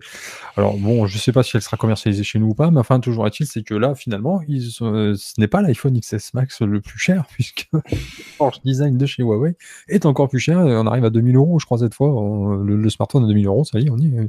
Si je me trompe pas, il a ce tarif-là, Manu, non? Ouais, il dépasse les 2000 € dans sa configuration la plus chère, si je dis pas de bêtises. Il est à 1008 ou un truc comme ça pour son départ en 128 ou 256 Go. Et il dépasse les 2000 en 256 ou 72, je sais plus. D'accord, ok. Alors, Après ça, c'est dans la culture chinoise, c'est la folie des grandeurs, c'est Oui, non, je te fais plus que l'autre. C'est voilà, c'est moi qui côtoie un peu les Chinois, c'est vraiment le truc de j'ai besoin d'avoir la plus grosse, tu vois. on sait que tu côtoies bien les Chinois. Ouais, putain, j'avais oublié que j'étais dans Et l'école du des coup, fans. elle a pris la plus grosse, du coup.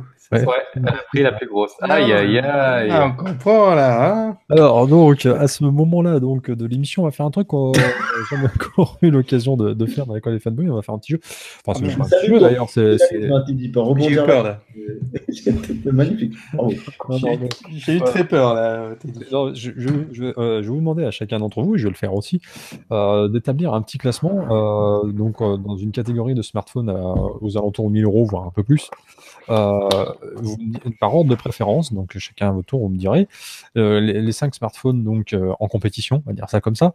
Il y en a 2 dont on a parlé ce soir, enfin même 3 dont on a parlé ce soir. C'est donc les iPhone XS, le Google 3 Pixel, Pixel 3 XL, pardon, le Huawei Mate 20 Pro, auquel on va rajouter donc le Galaxy Note 9 et le Oppo Find X.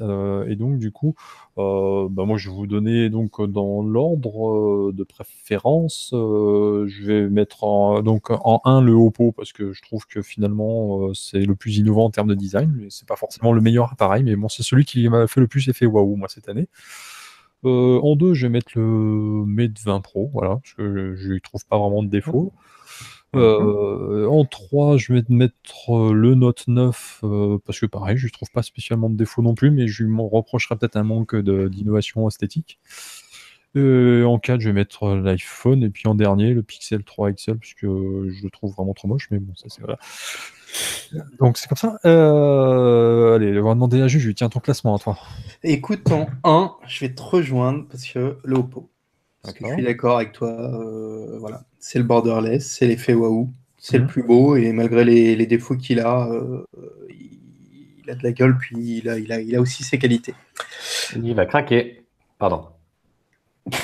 Ce serait pas le genre. Hein. Ce serait pas le genre. Oh putain, le con. Oh, ça y est, il l'a. Enfin.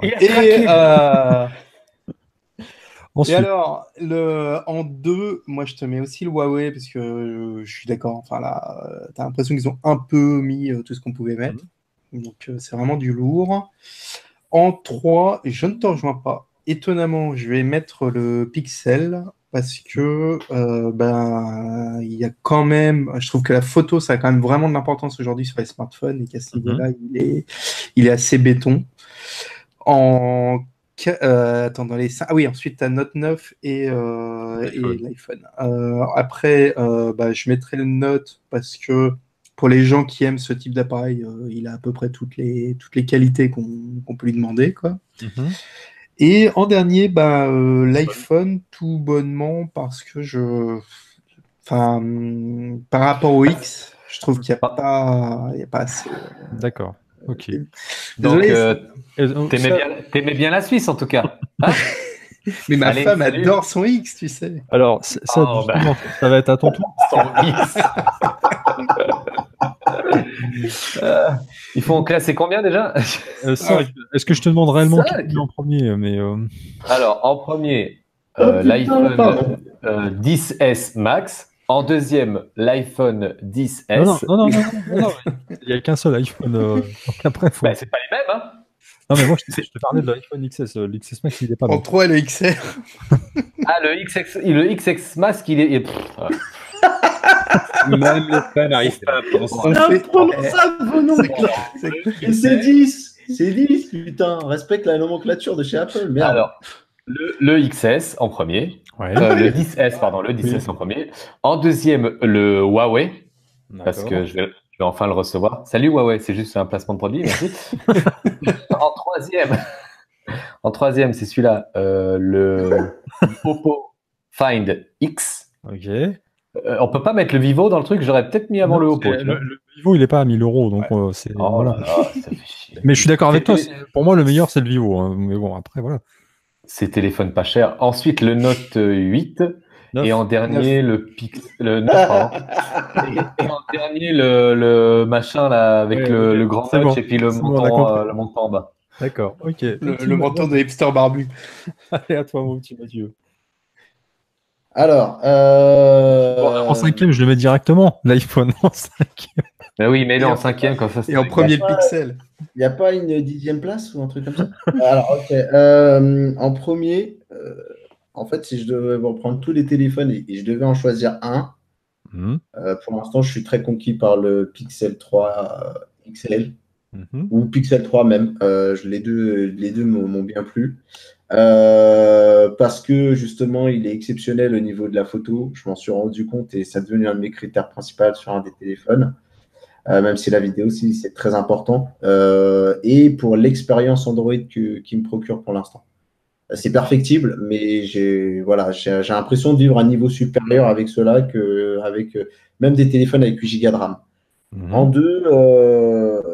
En deux, j'avoue, le Oppo Find 10, il m'a séduit de ouf en termes de comme toi, révolution dans le design. Dans le design, il a fait un sans faute pour moi. Puis on a beau décrire son système motorisé, je trouve qu'en termes de cachet, c'est la classe, quoi. Après, pour l'instant, tout le monde dit qu'il faut faire attention avec ce truc-là. Pour l'instant, rien n'a été démontré comme quoi ça posait problème. C'est clair. On n'a pas eu d'article, on n'a rien eu. Non. Donc, pour l'instant, je ne peux pas lui faire un procès d'intention. Oui, c'est pas vendu aussi. Oui, c'est ça ce que j'allais dire. Personne n'a acheté en même temps. Donc, il ne peut pas y avoir de retour, mon pote. Ouais, mais je pense que le jour où il y aura une merde, connaissant les journalistes, ils lui sauteront à la gorge. Doucement avec les journalistes. Hein. Je te rappelle que tu es youtubeur, mon pote. Hein. Ouais, mais les youtubeurs, ils l'ont déjà mis sur le bon coin, donc ça marche pas. Ouais, mais on m'a dit qu'est-ce qu'il paraît avec youtubeur, j'avais pas besoin d'avoir de probité, donc on m'a dit que je pouvais être invendu. Donc, continue ton on l'a fait avec le Pixel. Bah ouais, non, mais je pensais pas dire ça. Et pourtant, il n'y a pas de slot SD, il y a plein de trucs qui vont pas sur Stel, mais mine de rien pour l'instant. Si je devais en prendre un sur la table, ça serait celui-là. Je le dis en toute honnêteté, ce serait celui-là. Surtout que tu veux recevoir la version prochaine qui sera sûrement mieux et que tu dois un peu être sympa avec Google. Non, mais vraiment, non, je suis. Alors, on est dans dis-le, c'est pas qu'il ne nous regarde pas de toute façon. Avoue-le simplement, il est moche. Il est notch. Non, mais c'est chaud. C'est chaud parce que là, on est entre nous, l'école des fanboys, ça déconne et tout, mais en ce moment, j'ai l'impression que je me fais un peu suivre par quelques personnes qui doutent de ma sincérité et du coup, voilà, j'essaie d'être honnête, je vous le dis honnêtement, vous me croyez pas, voilà. Si j'avais un téléphone à prendre sur la table, c'est le Pixel 3 XL. Ouais. Alors, j'en étais en 2, donc j'avais dit le Oppo Find 10. En 3, Huawei, qui démérite pas, tu vois, que j'aurais pu mettre en 2. Parce que pour le taf qu'ils font, pour tout ce qu'on a dit tout à l'heure. En 4, le Note 9, parce que, en fait, mine de rien, quand tu regardes la liste des téléphones, c'est celui qui fait tout bien. Il a un excellent écran, il a un appareil photo de ouf et tout. Si tu veux, en mettant en même temps le Mate en très bonne position, c'est vraiment un travail que j'ai envie de saluer de la part du constructeur de Huawei. Bien qu'en ce moment, je t'avoue, j'ai plus envie de tester ni du Honor ni du Ray parce que j'ai l'impression d'avoir testé que ça en fait. Non, mais en ce moment, c'est que j'ai fait une overdose de la marque. Ça arrive. Et en 5, l'iPhone, parce qu'on m'a demandé de le mettre en 5, que j'ai pas le choix. Mais non, tu as le choix, tu fais ce que tu veux. Encore une fois, moi je le mettrai à la poubelle, mais ça c'est. Ou sur le bon coin. Sur le bon coin, non, mais il a une très bonne place sur le bon coin, j'avoue, l'iPhone. Et juste pour en revenir à un des points qu'on a évoqué tout à l'heure dans l'émission, qu'on n'a pas eu le temps de dire, c'est que donc apparemment Seb me parle d'un problème de luminosité sur l'écran du Pixel 3. Et chez DisplayMate, il est juste numéro 1 des écrans pour le moment. Et ça risque de changer. Mais pour le moment, voilà. Donc j'attends que le 10R sorte. C'est toi qui l'as dit sur Android Mag. Hein. Oui, non, mais je te le dis. Tu veux Attends, je l'ai enregistré. Hein. Attends, on se le passe. Il manque un peu de luminosité. Attends, ta gueule, on se le passe. Non, je rigole. Vas-y. Mais mine de rien, à part ça, il est numéro 1. J'attends que le 10R vienne. Attends, c'est une histoire de Candela, mon pote. C'est une histoire de Candela, c'est tout. Bon, on attendra le 10R. On attendra le 10R peut-être pour faire bouger les lignes ou pas, parce que je ne crois pas. Ouais, bah, tu ne compares pas ce qui est plus comparable, mais. C'est dans le même prix, c'est quasiment le même prix, 859 €. Ouais, mais tu sais que les prix, ça ne veut pas dire grand-chose. Ah oui, c'est vrai, pardon.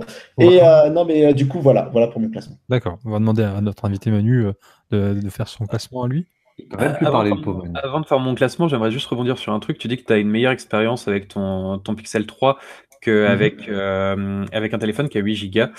C'est marrant parce que je viens de me rappeler l'autre bug des Pixels.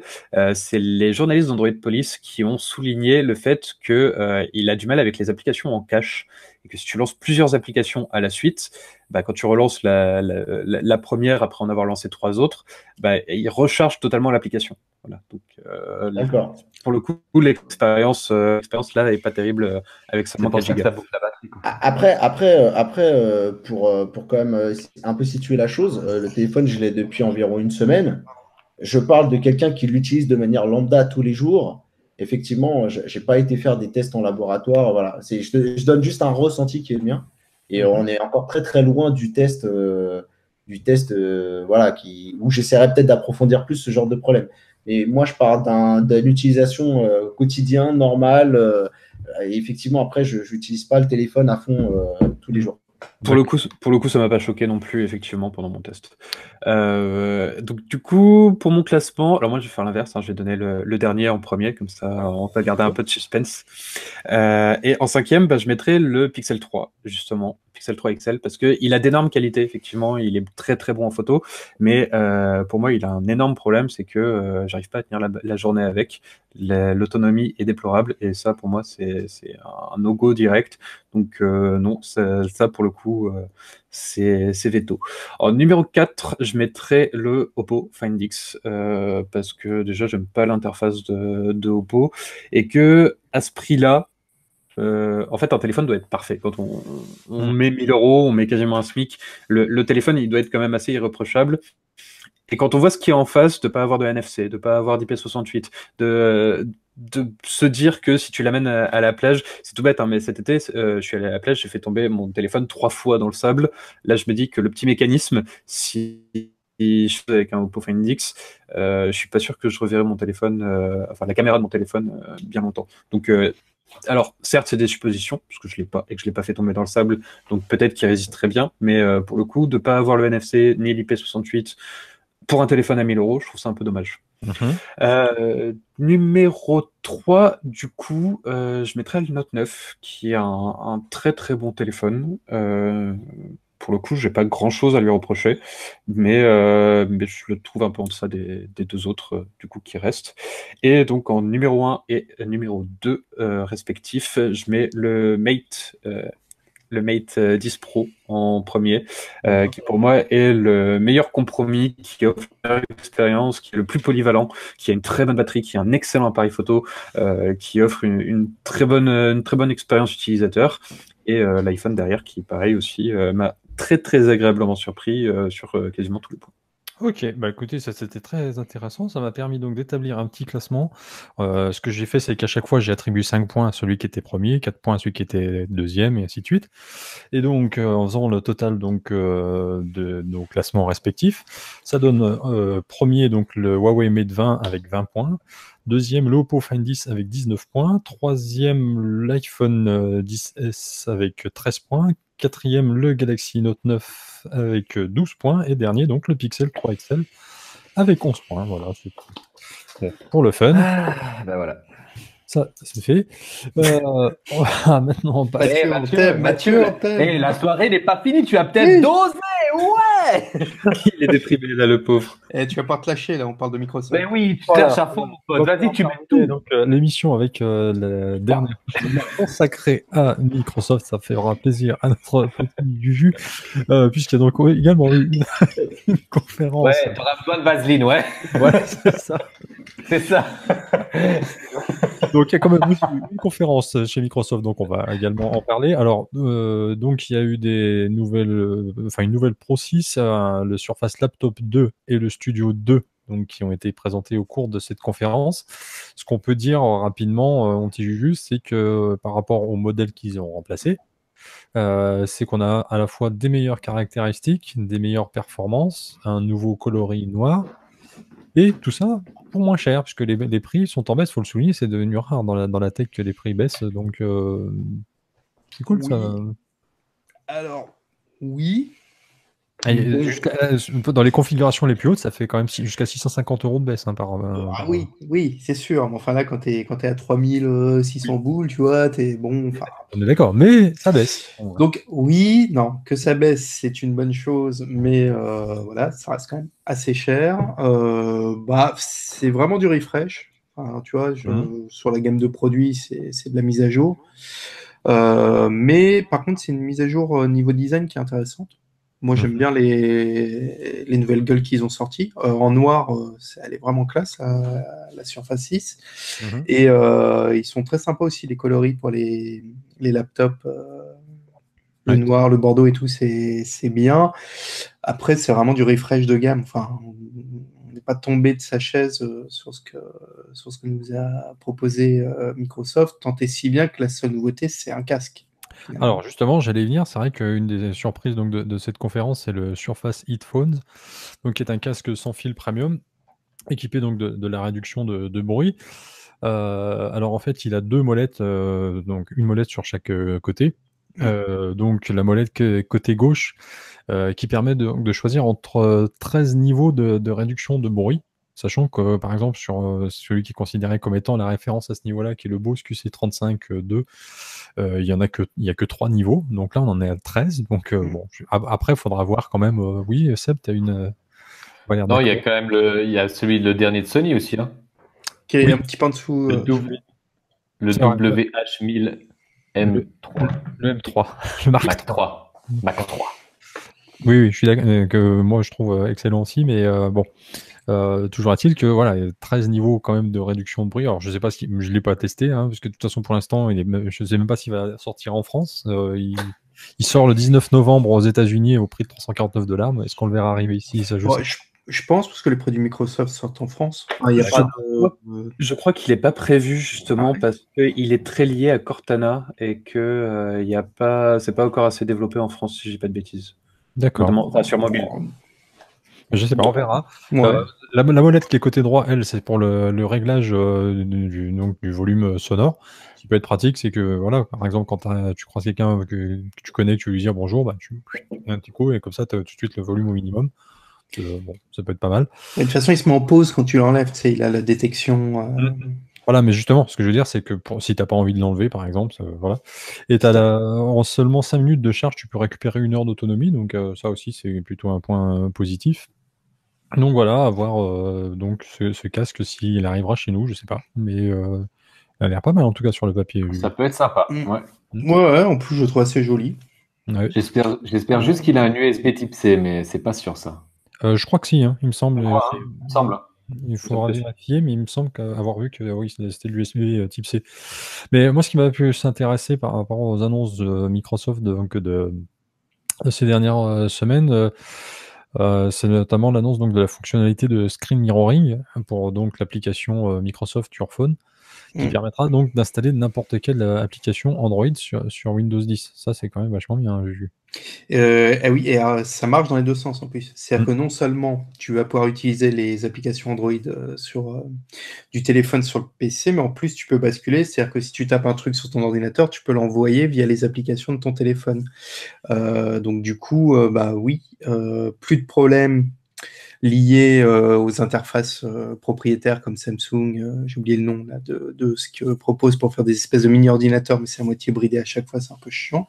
Là au moins, tu auras vraiment accès à tout Android via ce cross, je sais pas comment on peut appeler, enfin cross mirroring. Après, tu as SideSync sur Samsung qui permet de déporter l'affichage de l'écran. Ouais, voilà, mais là tu auras plus. Enfin, ça a marché avec tous les téléphones Android, tu vois. Voilà. Et ça, c'est quand même vachement bien. Tu n'auras pas à te poser la question. Donc, je trouve ça super pratique.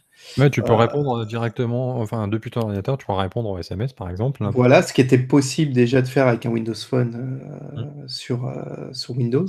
Feu Windows Phone sur Windows. Et donc là, oui, tu pourras le faire. Donc, effectivement, quand tu es au boulot, tu as ton téléphone qui est posé à côté.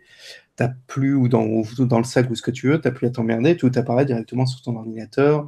Tu peux consulter les apps, répondre dedans, répondre aux SMS.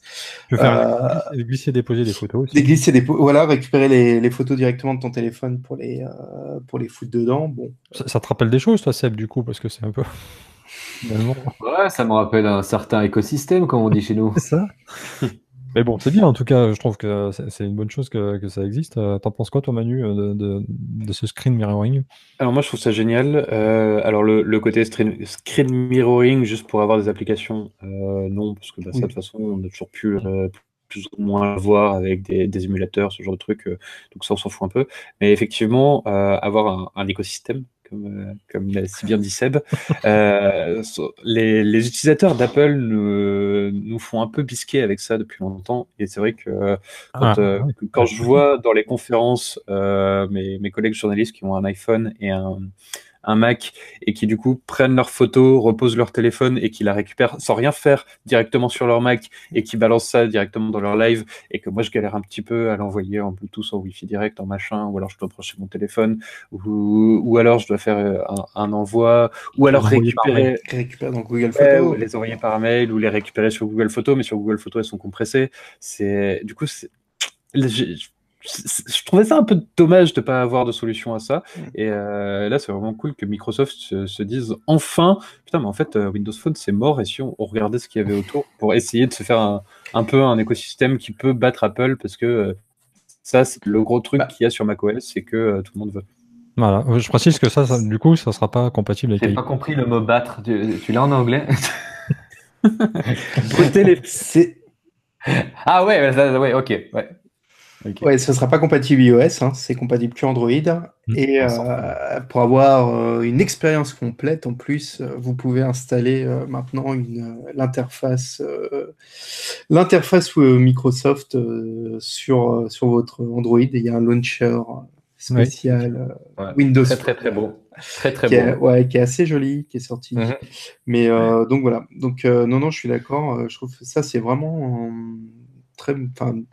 quelque chose qui va bien. Ouais, une chouette annonce, c'est implémenté directement en plus. Enfin, ça va être implémenté dans Windows 10, donc c'est pas galère. C'est très simple d'utilisation.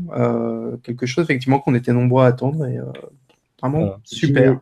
J'ai une petite question, juste par rapport à ça, parce qu'on y est. Moi, j'ai voulu tester l'application Your Phone, et le problème, c'est que j'ai l'impression qu'il t'impose d'installer le launcher de Microsoft.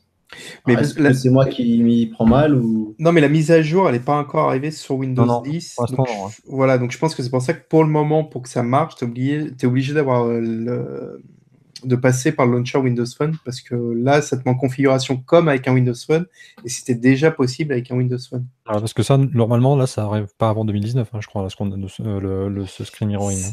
C'est la prochaine grosse mage, donc c'est un peu avant, je crois que c'est vers la fin de l'année, ou début janvier, ouais, t'as peut-être raison, ça doit être peut-être début 2019. En espérant qu'elle nous efface aucun fichier, cette mise à jour, s'il vous plaît. Non, mais c'est une mise à jour Windows. Hein. Tu veux dire pas de ton téléphone. Non, mais je me souviens d'une mise à jour qui effaçait des fichiers sur ton ordinateur. Je ne vois pas de quoi tu parles. D'accord, pardon. Il n'y a jamais de bug, sur Windows. On ne connaît pas ça. Tu te trompes. Et donc, l'autre annonce intéressante qui a été faite aussi, c'est Microsoft xCloud. Donc là, ça concerne donc le game streaming.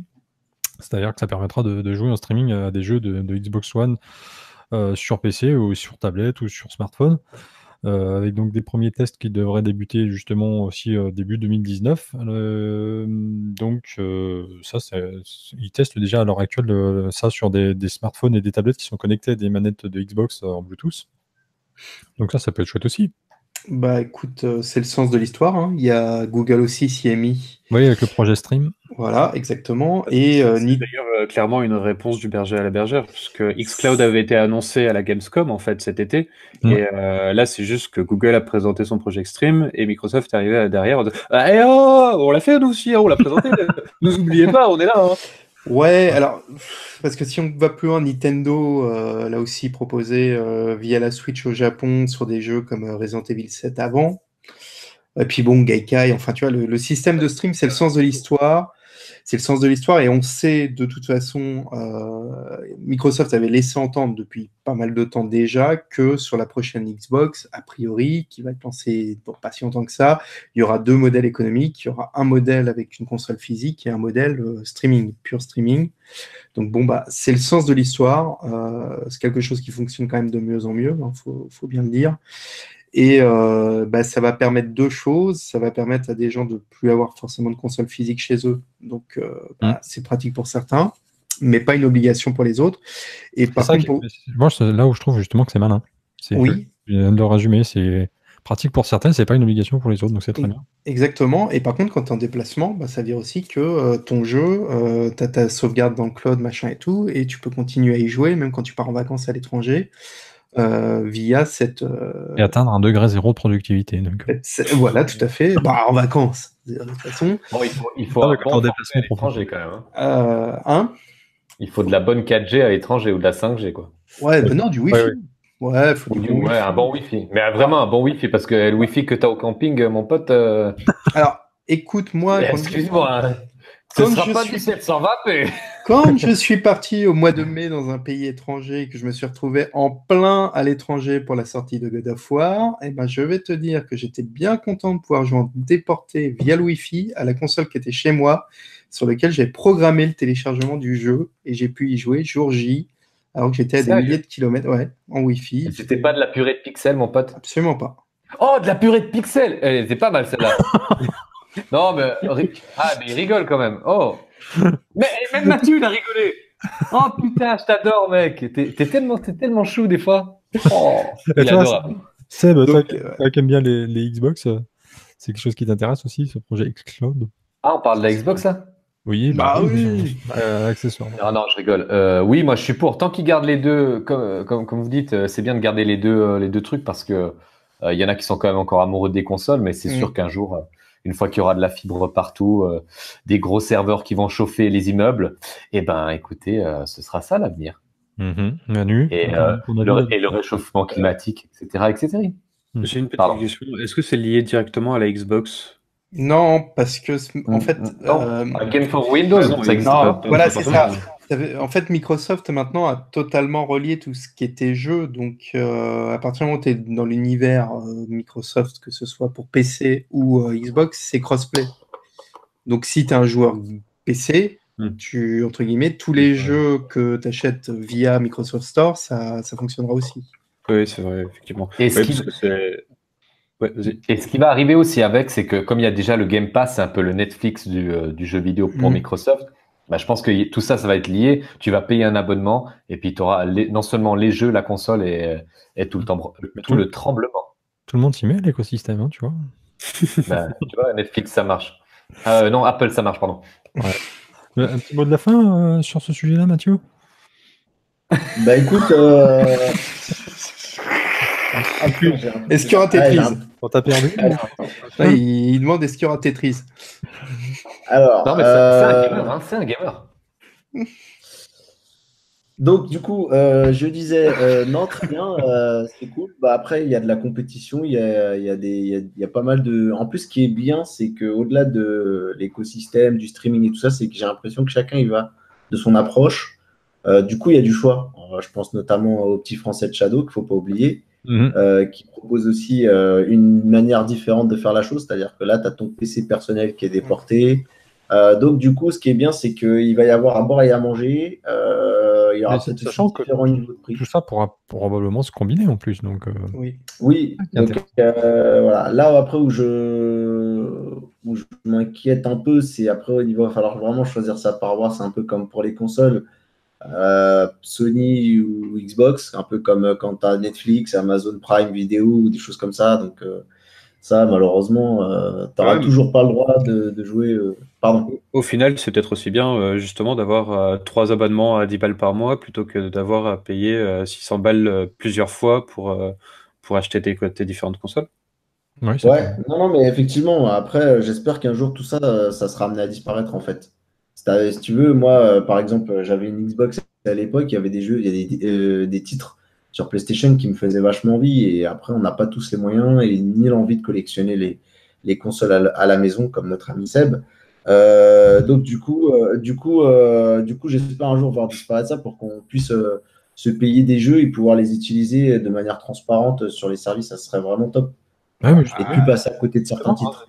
Justement, un peu comme ce que vient de dire Manu, effectivement, c'est vrai que plutôt que t'acheter, si tout le monde se met à faire ça, plutôt que d'acheter 2 consoles, t'as juste 2 abonnements à payer. Donc, bon, après, il faut toujours payer 2 abonnements, mais ça revient moins cher que d'acheter 2 consoles. Donc, tu peux mais le problème, c'est qu'aujourd'hui, tout cet investissement qu'on mettait avant, on est en train de le déporter, il va tout aussi onéreux.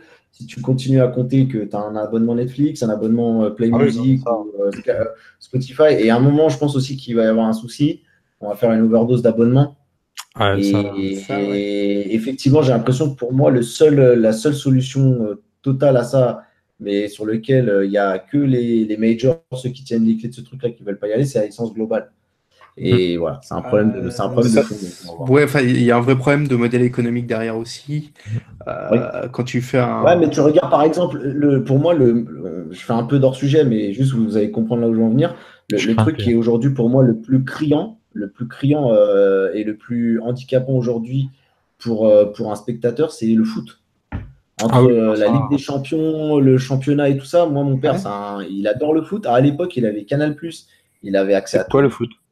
Et des mecs qui courent après une balle. Et il y a des gens qui les regardent. En fait. Voilà. Ouais. Et pour le coup, tu vois, là, il n'y a pas longtemps, on s'est penché sur la question parce que mon père, il doit choisir une offre. Le problème, c'est que si tu prends RMC Sport, je crois que tu n'as pas le championnat. Et si tu prends Bein, tu as le championnat, mais tu n'as pas la Ligue des Champions. Là, on en avait parlé dans, je ne sais plus si c'est l'émission précédente ou au mois d'août, mais bon, après, malheureusement, c'est devenu ouf, quoi. Faut être riche, ouais. Oui, donc ce que tu fais, c'est que tu trouves un pote, et chacun prend l'abonnement, un abonnement différent, et à chaque fois, pour chaque match, c'est apéro chez le copain. Voilà. Ça peut être Ou alors, tu le fais à la française, il y en a un qui prend un abonnement SFR, l'autre qui prend et puis tu partages la clé. Les identifiants. Apparemment, en France, on est bon pour ça. Façon Netflix, allez. En France, on est numéro 1 apparemment sur ça. À la française, non mais. Sinon, Mathieu, pour rebondir sur ton abonnement global, il y a Amazon qui essaye un petit peu de le faire, parce qu'aujourd'hui, si tu as un abonnement Amazon Prime, tu as accès aux bouquins, tu as accès aux films Amazon Prime Video, tu as accès à la bibliothèque musicale d'Amazon, et en plus, tu as des cadeaux des jeux qui sont offerts sur Twitch. Donc, ça fait déjà pas mal. Non, c'est effectivement Amazon, entre guillemets, on va dire c'est le bon élève de tout ça. Mais après, encore une fois, il y a aussi le catalogue de merde. C'est le foyeur de tout ça. Il y a le problème, c'est que effectivement, on risque de s'enfermer sur un acteur. Et je préférais une licence globale où tout le monde vend sa sauce. Il n'y a pas de modèle économique. Tu sais, il y en a qui aiment s'enfermer avec un seul acteur. Regarde Seb au milieu. Là. Oui, je sais. Il y en a qui on va s'arrêter là sur ce débat parce que ça mériterait d'y revenir plus longtemps. On va refaire une émission. On va arriver au terme de cette émission. Je suis désolé de vous couper, messieurs. Mais donc, du coup, on va remercier en tout cas celui qui est la gentillesse de nous accompagner aujourd'hui, à savoir notre ami Manu. Donc, qu'on va retrouver sur Frandroid, notamment ce week-end pour le test donc, de l'iPhone. Oui, exactement. Et merci à toi pour l'invitation. Écoute, c'est très sympa de t'avoir avec nous. Les mecs qui reçoivent des gars dont refait le Mac et tout, mais putain, c'est coquin et copain, mais c'est pire que la République en marche. Non, mais c'est très sympa de t'avoir avec nous. C'est la première fois qu'on avait quelqu'un de chez Frandroid, donc c'est très content parce que bon, faut quand même le rappeler, c'est que au niveau des médias high-tech, Frandroid, c'est peut-être pas le numéro 1, mais en tout cas, vous êtes dans le top 5 largement, quoi. Pas numéro 1, mais effectivement, ouais, top 5. Donc voilà, gros média, et qui existe depuis 10 ans, hein, il y a eu les 10 ans. Ouais, on vient de fêter les 10 ans cet été. Là. Voilà, donc bon anniversaire, il y a un peu de retard, Frandroid, et la bise à Ulrich au passage. Quand tu le reverras également, donc je remercie ceux qui nous ont accompagnés ce soir, en commençant donc par le youtubeur Mister Perrier. Qu'est-ce qu'il va y avoir sur la chaîne de Mister Perrier ces prochaines semaines? Un live tous les lundis à 20h, je vous y attends nombreuses et nombreux. Voilà. Et petit placement de produit. Et sinon, à part tes lives, tu comptes refaire des vidéos? Il y a mon setup qui est en tournage, donc c'est très compliqué parce que j'essaie de faire les choses bien et de récupérer bien sûr tous les liens Amazon pour les mettre dans la description. Donc c'est un travail assez fastidieux et j'espère que ça va payer, nom de Dieu. On espère aussi pour toi. Hein. Et donc, sur la chaîne de Rester Connecté, mon petit Mathieu, au programme. Une vidéo sur LG, je crois, peut-être. Ouais. Si. Ça dépend La du légende. La légende. Sinon, non, mais blague à part, pour pas lui taper Un dessus. LG qui est sorti il y a longtemps. Le test du Honor 10 un an après, je suis plus très loin. Voilà. Sinon, entre-temps, j'ai les travaux dans la maison, j'ai des pièces à faire, j'ai de l'isolation à faire, donc voilà. Et le mec, un programme. Il n'a pas compris que les tutos bricolage, ça cartonne. C'est Papa Bricole, le Mathieu. En ce moment, si on veut de la nouveauté chez moi, c'est plutôt sur Andromag où j'arrive à peu près à tenir les délais. D'accord. Et j'espère un jour voir peut-être Manu, parce que ça fait longtemps qu'on en parle. Voilà, je lui relance une invitation. Là, c'est pas passé dans l'oreille d'un sourd. Non, mais je te l'ai déjà dit avec plaisir. Il faut juste que tu me demandes pas en pleine sortie de 29 smartphones.